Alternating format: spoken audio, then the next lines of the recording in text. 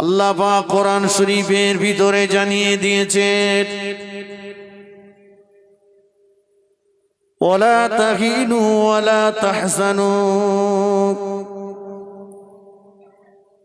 ওয়া আনতুমুল আ'লাউনা ইন কুনতুম মুমিনিন। ও আমার বান্দা বান্দিরা, তোদের কোনো ভয় নাই, তোদের কোনো চিন্তা নাই, কারো ভয় তোদের করতে হবে না। শর্ত হলো বান্দা, তোরা তোদের নামটাকে মোমেনের তালিকায় লিখিয়ে দে।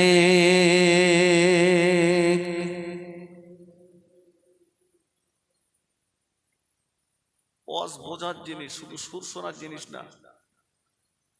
আল্লাহ বলেছেন কারো ভয় করতে হবে না তোদের। সত্য হলো একটাই, তোরা নামটা মোমেনের তালিকায় লেখা মোমেন হ। তোরা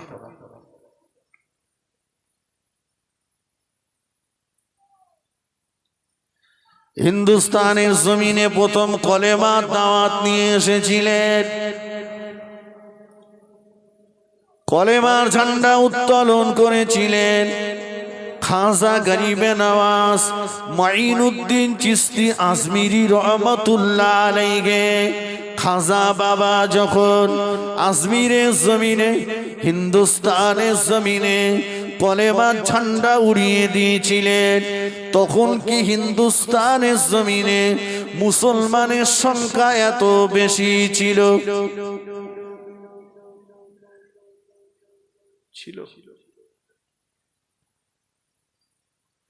পৃথ্বীরাজ হাজারো চেষ্টা করলো খাজা বাবাকে তাড়িয়ে দেওয়ার জন্য।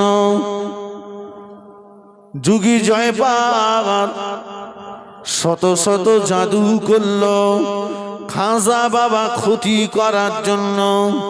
পৃথ্বীরাজের হাজারো চেষ্টা ব্যর্থ হয়ে গেল। যুগী জয়পালের জাদু ভান্ডার খালি হয়ে গেল, তাড়িয়ে দিতে পারিনি খাজা বাবাকে। বরঞ্চ খাজা বাবা নিজে হাতে 90 লক্ষ বেদিলকে মুসলমান করিয়েছিলেন। জোরে বলুন না সুবহানাল্লাহ। খাজা বাবা কাউকে জোর করে ধরে টেনে এনে কলেমা পড়িয়েছিলেন?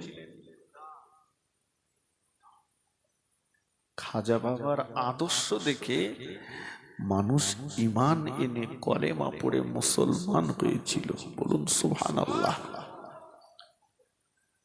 আর দুর্ভাগ্যজনক সত্য কথা, আমাদের আদর্শ দেখে কোন দোকানদার দোকানে মাল ধার দিতেও চায় না,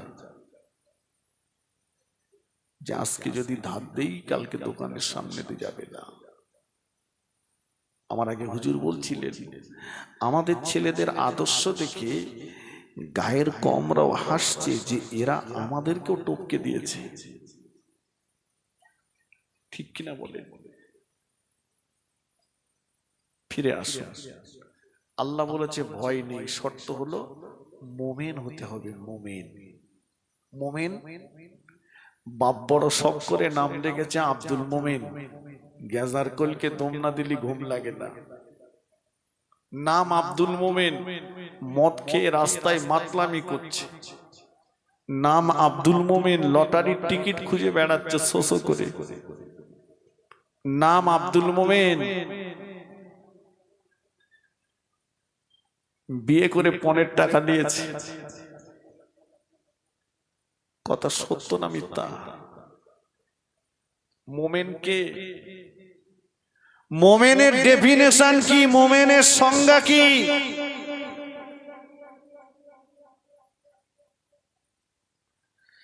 আল্লাহ নবী বললেন, লা ইউমিনু আহাদুকুম হাত্তা আকুনা হাব্বা ইলাইহি মিন ওয়ালিদিহি ওয়া ওয়ালাদিহি ওয়ান্নাসি আজমাইন। আল্লাহ নবী বললেন, ও আমার সাহাবীরা, অতক্ষণ পর্যন্ত পূর্ণ ঈমানদার হতে পারবে না যতক্ষণ না পর্যন্ত তোমার পিতা মাতা, তোমার সন্তান সন্ততি, অন্নাস গোটা পৃথিবীর সব মানুষের চাইতে আমি রাসূলুল্লাহ আমাকে বেশি বেশি ভালোবাসতে না পারবে। তিনটে কথা বলেছেন। এক নম্বর বলেছেন তোমার পিতামাতার থেকে, দুই নম্বর তোমার সন্তান সন্ততি, তিন নম্বরে বলেছেন অন্নাস গোটা পৃথিবীর সব মানুষের চাইতে ভালোবাসতে হবে। আমি যদি এখন বলি নবীকে ভালোবাসি কারা, সবাই চার হাত পা তুলে দিয়ে বলবো ভালোবাসি। ভালোবাসি মানে জীবন দিয়ে দেবো নবীর জন্য। আচ্ছা বলুন তো, সকালবেলা হাতে একটা 1000 দানা তসবিহ নিলাম, সকাল থেকে সন্ধ্যা পর্যন্ত বলছি নবীকে ভালোবাসি, নবীকে ভালোবাসি, নবীকে ভালোবাসি, নবীকে ভালোবাসি, নবীকে ভালোবাসি। তসবিহ দানাটা কয়েকবার ঘুরে গেল, ভালোবাসা হলো? কথা বলেন না। আল্লাহ পাক কোরআন শরীফের ভিতরে জানিয়ে দিলেন, মা আতাকুমুর রাসূলু ফাকুজুহু ওয়া মা নাহাকুম আনহু ফান্তাহু। ও আমার বান্দা বান্দীরা, আমার নবী তোমাদেরকে যেটা করতে বলেছে তোমরা সেটা করো, নবী তোমাদেরকে যেটা করতে নিষেধ করেছে সেটাকে তোমরা ছেড়ে দাও। যে মানুষটা আল্লাহ নবীর করতে বলা কাজগুলো করলো, নিষেধ করা কাজগুলো ছেড়ে দিল, ওই মানুষটাই তো আল্লাহ নবীর প্রকৃত ভালোবাসার দাবিদার। তাই তো নাকি? নবী যেটা করতে বলেছেন সেটা করব, যেটা ছাড়তে বলেছেন ছেড়ে দেব, ওই মানুষটাই নবীকে ভালোবেসেছে। আসুন একটা হাদিস শোনাই। নবীর যেগুলো ভালো লাগতো সেগুলো আমার ভালো লাগবে, নবীর যেগুলো ভালো লাগতো না আমার লাগবে না, তবেই ভালোবেসেছি। আল্লাহ নবী নূরের জবানে জানিয়ে দিয়েছেন, ইন্নী উহিব্বু সালাসা। আল্লাহ নবী বললেন, ও সাহাবীরা, ইন্নী উহিব্বু সালাসা, আমি রাসূলুল্লাহ তিনটে জিনিসকে বড় পছন্দ করি। আল্লাহ নবী বললেন, আত্তিবা, আমি রাসূলুল্লাহ খুশবু আতরকে বড় পছন্দ করি। অন্নিসা, আমি রাসূলুল্লাহ নারী জাতকে বড় পছন্দ করি।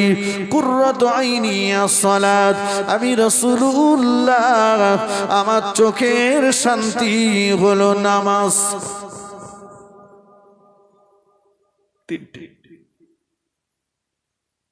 নাম্বার 1 রাসূল বলেছেন আতর ভালোবাসি। আমরা সব আতর পছন্দ করি তো বাপ। যুবকেরা এখন একটু স্প্রে পছন্দ করে। স্প্রে বোঝেন? ধানে পোকা লাগলে কি করে, সবজিতে পোকা লাগলে,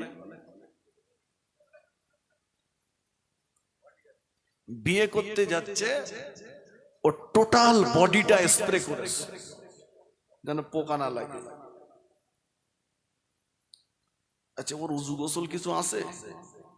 কথা বলে। যে মেয়েটাকে বিয়ের পিঁড়িতে বসানো হয়েছে সেই মেয়েটার হাত পায়ের আঙুলগুলো সব নেল পালিশ লাগানো, ওর উজু গোসল কিছু হয়েছে? বিয়ে করা কি বলেন দিন? এখানকার বিয়ে হয়নি? বিয়ে করা কি? আল্লাহ রাসূল বললেন, আন-নিকাহু মিন সুন্নতি, সুন্নত পালন হচ্ছে মদ দিয়ে। দেখবেন সুন্নত পালন হচ্ছে ড্যান্স করে, সুন্নত পালন হচ্ছে গান বাজনা বাজিয়ে। বাবাজি আসুন, তো আমি যে কথাটি বলছিলাম, এই যে নেল পালিশ আর এরে স্প্রে করে বসানো হয়েছে, আমি ইমাম সাহেব বিয়ে পড়াতে গেলাম, বিয়ে পড়িয়েও দিলাম, দোয়া করছি আল্লাহ এদের রহমত দাও, বরকত দাও, সংসারে শান্তি দাও। আল্লাহ বলে তোর কত দেবে, তুই লে বাড়ি যা, উজু গোসল কিচ্ছু হয়নি, এত দোয়া করতিস কেন? তোর যা দেবে লে বাড়ি যা, এরকা কি করতে আমি করবো? যে দপটে বিয়ে সেই দপটে তালাক।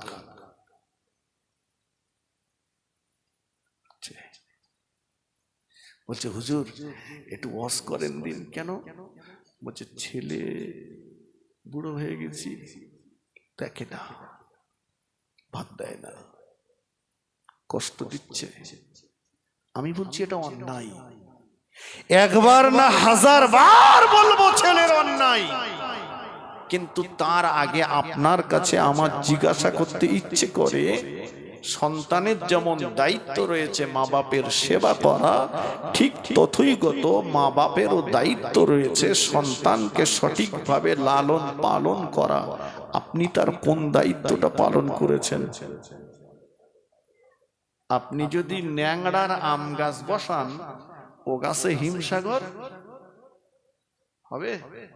আল্লাহ যদি কুদরতি ক্ষমতায় ফলিয়ে দেয় তাহলে আলাদা জিনিস, কিন্তু স্বাভাবিকভাবে ন্যাংড়ার কাছে হিমসাগর হবে না। দোকানে একটা মোবাইল কিনেছে, মোবাইল কিনেই দোকানদারকে বলছে সামনে একটা স্ক্রিনে একটা পর্দা দাও, স্ক্রিনে দাগ হবে না। বডিতে একটা পর্দা দাও, বডিতে দাগ হবে না। আর বিয়ে করে বউটারে বাড়ি আনছে একটা মশারির নেট ছেঁড়া মাথায় দিয়ে। পরের দিন বিউটি পার্লার থেকে লোক এনে সাজিয়ে একটা সিংহাসন দিয়ে বসিয়ে দিয়েছে। ও যেন সরকারি বউ। কি বউ বলেছি? সরকারি বউ। যে যা পারো এসো, মুখ দেখো আর মাল দে যাও। ওই কোম্পানিতে আল্লাহর ওলি জন্ম নেবে? রাসূলুল্লাহর আব্বা, রাসূলুল্লাহর আম্মা বিয়ে হলো প্রথম বাসর রাত, স্বামী স্ত্রী দুজন ওযু করলেন, বাসর ঘরে গেলেন, আল্লাহ সন্তান দিলেন। সন্তান হলো সমস্ত নবীদের বাদশা। জোরে বলুন, একটু মন খুলে বলেন। বড় পীর সাহেবের আব্বা, বড় পীর সাহেবের মা বিয়ে হয়েছে প্রথম বাসর রাত, স্বামী স্ত্রী দুজন ওযু করলেন, নামাজের পাটি নিলেন, বাসর ঘরে গেলেন, দুজনা দু রাকাত নামাজ পড়লেন, তারপরে একত্রিত হলেন, আল্লাহ সন্তান দিলেন। সন্তান হলো সমস্ত ওলিদের বাদশা। জোরে বলুন, একটু মন খুলে বলেন। আর আমাদের আব্দুল কাদেরের বাপ বাসর ঘরে যাচ্ছে 3 বান্ডেল বিড়িলে, গেজার খোলকেই দম দিয়ে চুল্লু আর মদের ঠেক থেকে উঠে এসে বিবি টেক্কা গোলাপ মারতে মারতে উঠে এসে মোবাইলে নেকেট ছবি আর ব্লু ফিল্ম দেখতে দেখতে কেউ যদি বিবির সঙ্গে সহবাস করে, ওই কোম্পানিতে ওলি হবে না, ওখানে বুনোল হবে। খেলি গাল চুল করবে, তেঁতুল খেয়েও রক্ষা নেই। দায়িত্ব কোনটা পালন করেছি? আমরা 6টা 7টা 8টা 9টা করে ভাই বোন। আমাদের মা চাচিদের কোনোদিন হসপিটালের বেডে যেতে হয়নি। হয়েছে বাপ? কথা বলেন না কেন? না, এখন হসপিটাল নার্সিংহোম ছাড়া বাচ্চা হচ্ছে না। বললেই বলে দিনকাল খারাপ। কে বলে দিনকাল খারাপ? আগে কম্পিউটার ছিল, স্যাটেলাইট ছিল, মোবাইল ছিল, এত উন্নত আবিষ্কার যে জামানায় হয়েছে, দিনকাল খারাপ না। এটা আমাদের পাওনা, এটা আমাদের দুহাতের কামাই করা ফসল। তুমি নারী, তোমার ইজ্জতকে যেমন তুমি অঙ্ক করেছো, আল্লাহ তোমাকে বেইজ্জতির কাঠগড়ায় দাঁড় করিয়েছে।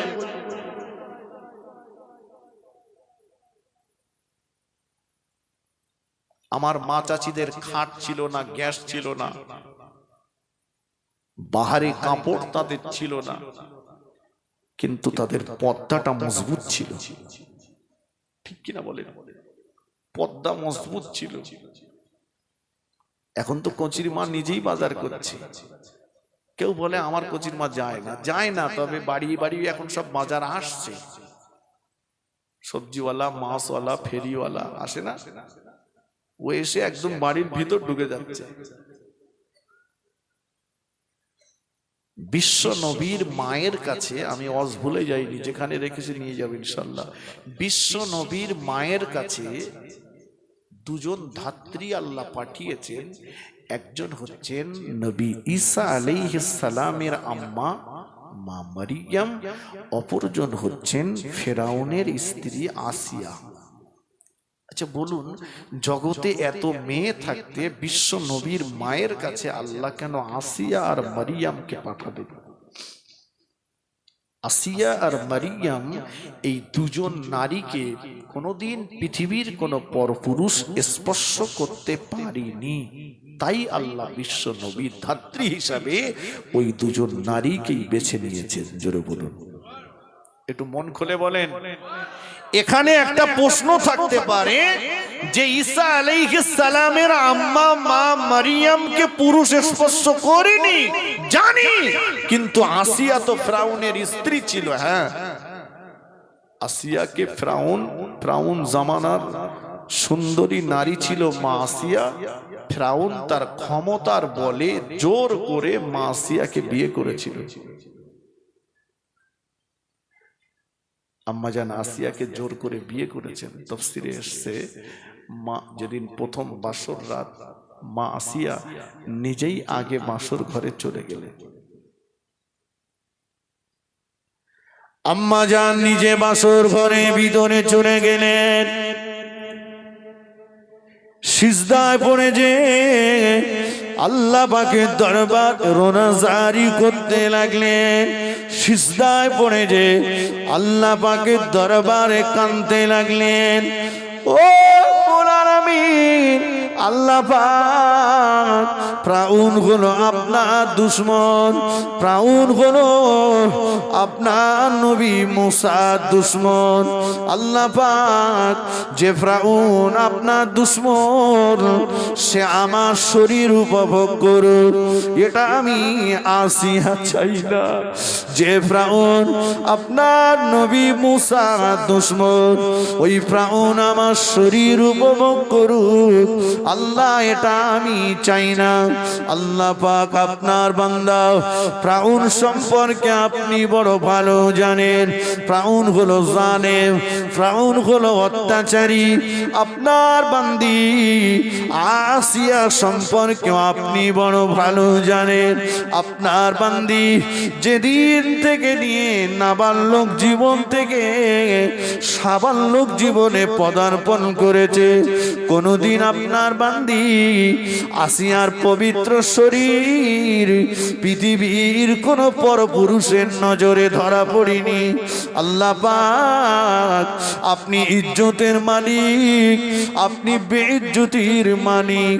আল্লাহ আপনার দুশমন যে, আপনার নবীর দুশমন যে, সে আমার পবিত্র শরীর উপভোগ করুক, এটা আমি চাই না। আল্লাহ ও আমিন, আল্লাহ পাক বেঈমান ফিরআউনের কবল থেকে কিভাবে আপনি আপনার বান্দি আসিয়াকে হেফাজত করবেন, এ দায়িত্বটা আমি আপনার কুদরতি হাতে তুলে দিলাম।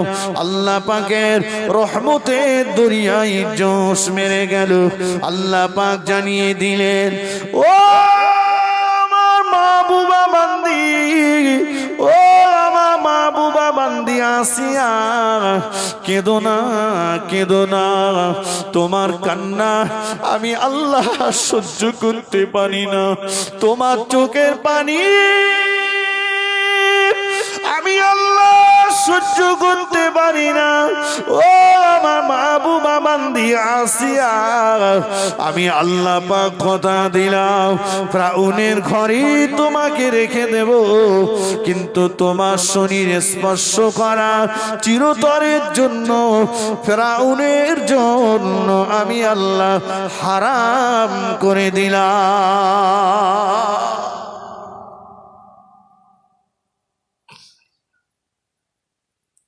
একটু পরেই ফিরআউন মা আসিয়ার ঘরে ঢুকেছে।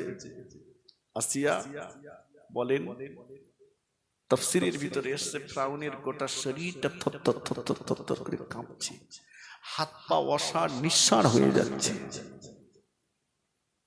আসিয়া, আমার এমন হচ্ছে কেন বলো তো? বলছে, দেখুন আমি তো আপনার ডাক্তার নই, জোর করে বিয়ে করেছেন, খুব বেশি বেশি আমি আপনার স্ত্রী, ডাক্তার দেখান। ফিরআউন চট করে আসিয়ার ঘর থেকে বাইরে বার হলো। যেই মা আসিয়ার ঘর থেকে বাইরে বেরিয়ে আসলো, ফিরআউনের শরীরটা আগের মতো আবার স্বাভাবিক হয়ে গেল। আবার যেই আসিয়ার ঘরে ঢুকে আবার গোটা শরীর কম্পন শুরু হয়, জ্বলন শুরু হয়, হাত পা অসাড় নিঃসাড় হয়ে যায়, আবার ছুটে বেরিয়ে আসে। ফিরআউন কোনদিন মা আসিয়ার শরীর স্পর্শ করতে পারেনি। জোরে বলবেন, একটু মন খুলে বলেন। এই ইজ্জতের হেফাজতের জন্য আল্লাহর কাছে চেয়েছেন মা আসিয়া। লজ্জার সঙ্গে বলতে হয়, আমাদের ঘরের কিছু মেয়েরা বলছে, জি জি, মা আসিয়া বলছে, আল্লাহ, যে ফিরআউন আপনার দুশমন, আপনার নবীর দুশমন, সে আমার শরীর উপভোগ করুক চাই না। আর এ জাতের কিছু মেয়েরা সমাজের, তারা বলছে দাড়িওয়ালা ছেলে বিয়ে করব না।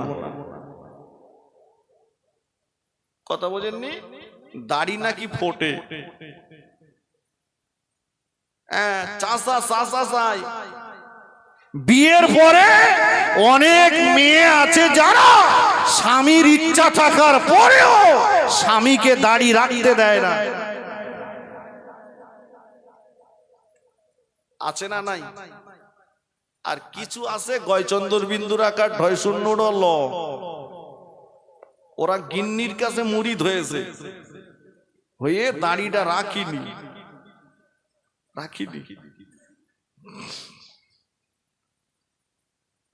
লজ্জাজনক কথা। গিন্নিকে খুশি করার জন্য নবীর সুন্নতকে বিসর্জন দিলে।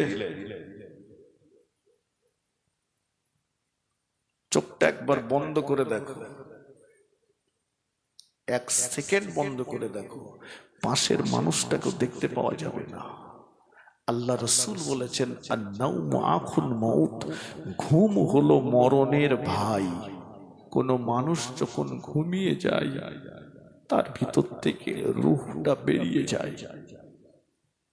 ওই রূহটা আসমান আর জমিনের মাঝখানে ঘুরতে থাকে, ঘুরে ঘুরে এসে যখন মানব দেহের ভিতরে প্রবেশ করে, তখনই তার ঘুম ভাঙে। বাবা, মাহফিল শেষ হবে, বাড়ি চলে যাব, ঘুমিয়ে যাব, রূহ বেরিয়ে যাবে, ফিরে আসবে কোনো গ্যারান্টি আছে? বিবি জানটা চলে গেলে ও স্বার্থ ফুরালে কেটে পড়বে। আমি ওকে ভালোবাসতে বারণ করিনি, তাই বলে এই নয় যে রাসূলের আদর্শকে বিসর্জন করব। এখন রক্তের তেজ আছে, ক্ষমতা আছে, নওজোয়ান যুবকেরা, ও আমার মুরব্বিয়ানেরা, আমি আপনি যেদিন মরে যাব, আমি আপনি যেদিন মারা যাব, একবার কি ভেবেছেন সেদিনটার কথা? আমি আপনি যেদিন মরে যাব, আমি আপনি যেদিন মারা যাব, এই গ্রামে মসজিদে ঘোষণা হয়ে যাবে, অমুক ইন্তেকাল করেছে, অমুক মারা গিয়েছে। সবার মুখে একটাই কথা, জানাজা কখন হবে?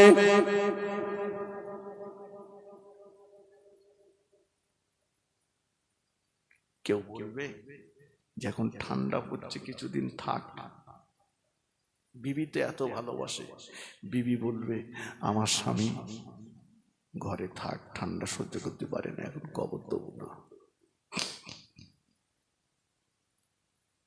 ও নওজওয়ানেরা, ও যুবকেরা, ও আমার মুরব্বিয়ানেরা, সারাটা জীবন ধরে যাদের পরনার কাপড় আমি কিনে দিয়েছিলাম, যাদের গায়ের জামা আমি কিনে দিয়েছিলাম, ওরা এসে পরনার কাপড়টা খুলে নেবে, গায়ের জামাটা খুলে নেবে, আমার পয়সায় তৈরি করা খাট, খাটের থেকে আমায় নামিয়ে দেবে, আমার পয়সায় তৈরি করা বালিশ মাথা থেকে কেড়ে নেবে, মসজিদ থেকে খাটিয়াটা এনে, তক্তাটা এনে, গোসল দেওয়াটা এনে ওই খাটিয়ার উপরে শুইয়ে দেবে। ঘরে আমার অনেক বালিশ আছে, আমার পয়সায় তৈরি করা, কোনোদিন বলবো না বেটারে একটা বালিশ আমাকে দে বাবা, মা একটা বালিশ আমাকে দে, বিবি বালিশ আমার মাথায় একটা দাও, দুটো না হলে আমি তো শুতে পারতাম না, তুমি কি জানো না? কিন্তু না না, দেবে না, দেবে না। ও নওজওয়ানেরা, ও যুবকেরা, সারাটা জীবন পয়সা উপার্জন করে একটা গোসলখানা বানিয়েছি, গোসলখানা বানালাম, পাথর বসালাম, টালি লাগালাম, দামি দামি ট্যাপ, দামি দামি শাওয়ার লাগিয়েছি, গিজার লাগিয়েছি, কোনোদিন আর ওদের গোসলখানাতে গোসল করতে যাব না, কোনোদিন ওদের পানির ট্যাপে হাত দেব না, কোনোদিন ওদের শাওয়ারে আর গোসল করব না। আমার জীবনের বিদায়ী গোসলটা দেওয়ার জন্য ওরা আমাকে ওই গোসলখানার ভিতরে নিয়ে যাবে না, যেতে দেবে না। বাড়ির বারান্দাতে অথবা বাড়ির আনাচে কানাচে কাপড় দিয়ে ঘিরে আমার জন্য একটা আলাদা গোসলখানা বানানো হবে, পানিটা গরম করে নিয়ে ওরা আমাকে গোসল দিতে থাকবে। কেতাবে এসেছে ওই সময় মুর্দা কাঁদতে থাকবে, ওই সময় আমি আপনি কাঁদতে থাকবো। ও গোসল দিতে আসা ব্যক্তিরা আমার গায়েতে জোরে জোরে পানি ঢেলো না, আস্তে আস্তে পানি ঢেলো, জোরে জোরে মর্দন করো না, আস্তে আস্তে মর্দন করো, জোরে জোরে নাড়াচাড়া দিও না, আস্তে আস্তে নাড়াচাড়া দাও। এই মুহূর্তে আমার উপর দিয়ে একটা তুফান বয়ে গিয়েছে, কিন্তু না না, সেদিনের কান্নার আওয়াজ গোসল দিতে আসা ব্যক্তিরা শুনতে পাবে না। ওরা ওদের মতো করে গোসল দিয়ে, ঘরে আমার অনেক লুঙ্গি আছে, জামা আছে, প্যান্ট আছে, গেঞ্জি আছে, পাঞ্জাবি আছে, শাড়ি আছে, নূতন নূতন, কিন্তু না, ওরা কিছুই আমাকে দেবে না, চাইবো না কোনোদিন, কিন্তু ওরা আমাকে দেবে না। খাটিয়ার উপরে সাদা কাপড়ের কাপড়টা বিছানো থাকবে, ওই কাপড়ের উপরে শুইয়ে দিয়ে কাপড়ের কাপড়টা যখন মুড়তে থাকবে, ওই সময় মুর্দা কাঁদতে থাকবে, ওই সময় আমি আপনি কাঁদতে থাকবো। ও আমার কাপড় পরাতে আসা ব্যক্তিরা, মুড়ে দিও না, ঢেকে দিও না, মুড়ে দিও না, ঢেকে দিও না, তড়িঘড়ি করে তোমরা আমার মুখটা কাপড় দিয়ে ঢেকে দিও না। ও আমার কাপড় বানাতে আসা ব্যক্তিরা, একবার চেয়ে দেখো আমার খাটিয়ার পাশে, আমার লাশের পাশে দাঁড়িয়ে আমার জনম দুঃখিনী মা কাঁদতেছে, কচিরে বেটারে তুই আগে চলে গেলি, আমাকে রেখে চলে গেলি, আমার আগে যাওয়ার কথা, তুই আগে গেলি। তুই যে আমার কলিজা 32টা নারী চেনা সন্তান, জনম দুঃখিনী মা কাঁদছে। ও আমার কাফন পরাতে আসা ব্যক্তিরা, একটু দাঁড়াও, আমার আম্মাকে আমায় একটু দেখতে দাও, একটু আমার আম্মাকে দেখতে দাও। ও আমার কাফন পরাতে আসা ব্যক্তিরা, চেয়ে দেখো, খাটিয়ার পাশে দাঁড়িয়ে আমার আব্বা কেমন করে কাঁদছে কচি। রাত দিন সমান করে কতই না কষ্ট তোর জন্য করলাম, তুই বিদায় নিলি বাবা, চলে গেলি বাবা। ও আমার কাফন পরাতে আসা ব্যক্তিরা, একটু দাঁড়াও, আমার আব্বাকে আমায় একটু দেখতে দাও, আমাকে একটু আমার আব্বাকে দেখতে দাও। ও আমার কাফন পরাতে আসা ব্যক্তিরা, ও কাফন পরাতে আসা ব্যক্তিরা, মুড়ে দিও না, ঢেকে দিও না, মুড়ে দিও না, ঢেকে দিও না। আমার খাটিয়ার পাশে দাঁড়িয়ে, আমার লাশের পাশে দাঁড়িয়ে আমার কচি কচি বাচ্চাগুলো কেমন করে কাঁদছে আর বলছে আব্বু আব্বু আব্বু আব্বু। আমি যে ওদের আব্বু, কোনো ওরা আব্বু বলে কাউকে ডাকতে পারবে না, ওরা আমার পাশে দাঁড়িয়ে ডাকছে আম্মু আম্মু আম্মু, একটু দাঁড়াও। ও কাফন পরাতে আসা ব্যক্তিরা, একটু দাঁড়াও।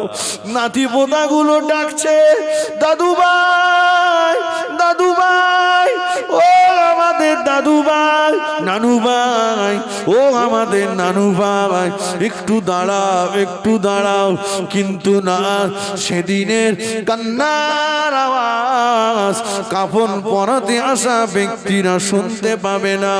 ওরা কাফনটা পরিয়ে দিয়ে পায়ের দিকে একটা বাঁধন, মাঝখানে একটা বাঁধন, মাথার দিকটা মুড়ে মুড়ে একটা বাঁধন দিয়ে খাটিয়ায় তুলে দিয়ে জানাজা সম্পন্ন করে ওই নির্জন কবরস্থানে রেখে আসবে। আর কেউ কোনোদিন কবর ঘুরে দেখতে যাবে না।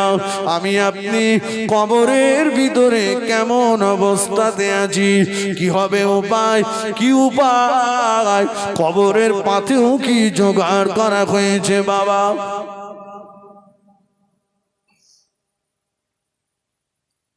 কি আছে সম্ভব, কি নিয়ে যাব? দুনিয়ার আইনের কাছে যদি ধরা পড়ি, দুনিয়ার বাবুদের দিয়ে রোধ করা যাবে, কিন্তু ওটা এমন একটা জায়গা, মাটির নিচে একবার চলে গেলে কোনো চ্যানেল আর কাজ হবে না। ও আমি একা কেন গড়ে যাব, ও আমি একা কেন গড়ে যাব, নবীর কলেমা হবে মোর সঙ্গের সাথী, নামাজ হবে মোর গোরের বাতি, রোজা হবে মোর মাথার সাথী, ও আমি তাদের সাথে রব,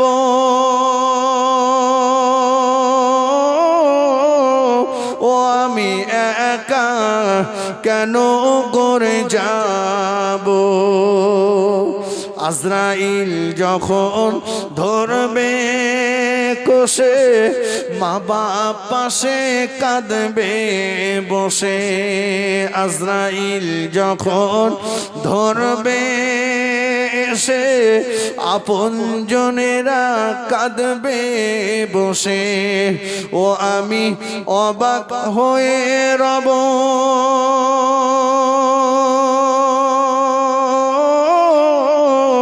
ও আমি একা কেন গড়ে যাব।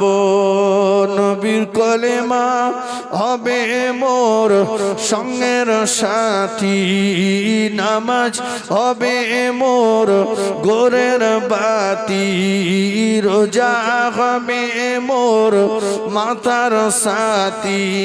ও আমি তাদের সাথে রব, ও আমি একা কেন করে যাব। সাদ হবে মোর বাঁশের কাঠি, মাটি দিয়ে মুখ দেবে গো ঢাকি। সাদ হবে মোর বাঁশের কাঠি, মাটি দিয়ে মুখ দেবে গো ঢাকি। ও আমি ঠান্ডা হয়ে রব,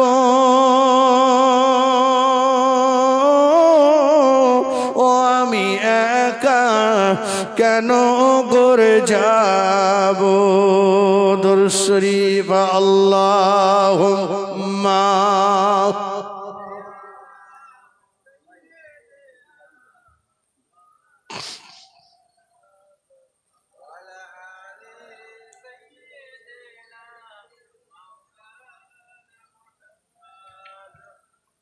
আমার ভাইরা, নওজওয়ানেরা, মুরব্বীরা, চলে সবাইকে যেতে হবে। কথা ঠিক কিনা বলে? এই মরণের জন্য কিন্তু বয়স লাগে না। আমরা যে যে বয়সে দাঁড়িয়ে আছি, আমাদের বয়সের চাইতে অনেক কম বয়সী ছেলেরা মেয়েরা চলে গেছে, আমাদের চাইতে অনেক বেশি বয়সের ছেলেরা মেয়েরা চলে গেছে, মাঝখানে আমরা রয়ে গেছি। আমাদের গাড়িটাও এসে গেছে, মসজিদের কোণে আমাদের গাড়িটা অপেক্ষা করছে। গাড়িটার নাম কি? খাটিয়া। যেদিন যার বাড়ির দরজায় আসবে, ফিরে যাবে না, ফিরে যাবে না। কি প্রস্তুতি নিলেন হে যুবক, নওজওয়ান, আমার ভাইয়েরা, ছেড়ে দেন ওই রাস্তাটা, রাসূলের সুন্নাতকে মেনে নেন। রাসূল বলেছেন আত্তিবা, আমি খুশবু আতরকে ভালোবাসি। মনে আছে তো কথা? 2 নম্বরে রাসূল বললেন অন্নিসা, আমি রাসূলুল্লাহ নারী জাতকে বড় ভালোবাসি। একবার বলুন সুবহানাল্লাহ। কি গো, রাসূল বলেছেন আমি নারীদের ভালোবাসি। মেয়ে হলে খুশি তো? কথা বলেন না। প্রথম মেয়ে, দ্বিতীয়বার মেয়ে, স্ত্রীর উপরে অত্যাচার শুরু হয়ে গেছে। শ্বশুর শাশুড়ি ননদেরা বৌমার উপরে অত্যাচার করছে, বলছে মেয়ে ঢেকি এসছে, সব মেয়ে হচ্ছে। ছেলে দেওয়ার মালিককে, মেয়ে দেওয়ার মালিক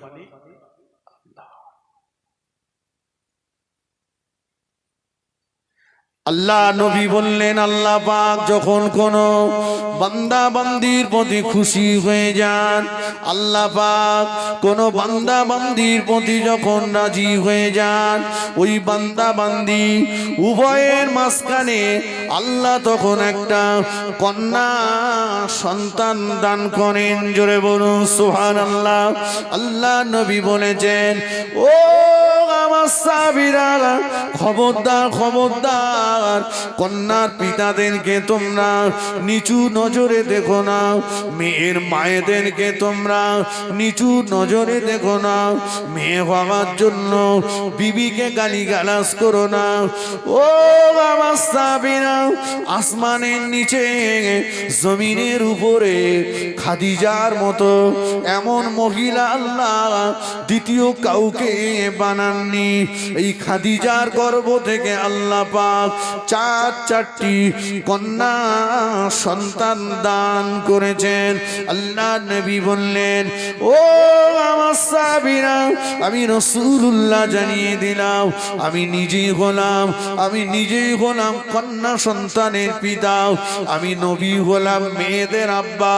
আমি রাসূলুল্লাহ জানিয়ে দিলাম, যিনি 3টে কন্যা সন্তানের পিতা, যিনি 3টে মেয়ে মেয়ের আব্বা, আমি রাসূলুল্লাহর ওই কন্যার পিতা। আল্লাহ পাকের দয়ার জান্নাতে পাশাপাশি থাকবো। একজন সাহাবী জিজ্ঞাসা করলেন, ইয়া রাসূলুল্লাহ, ইয়া হাবিবাল্লাহ, হুজুর যার একটা মেয়ে, যার দুটো মেয়ে, তার জন্য আপনি কি বলবেন?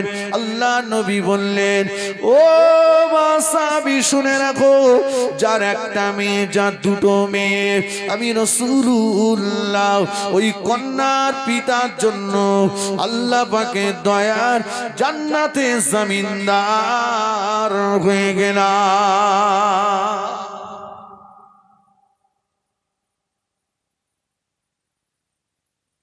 নবী বলেছেন মেয়ের বাপের জন্য জান্নাতের জমিনদার।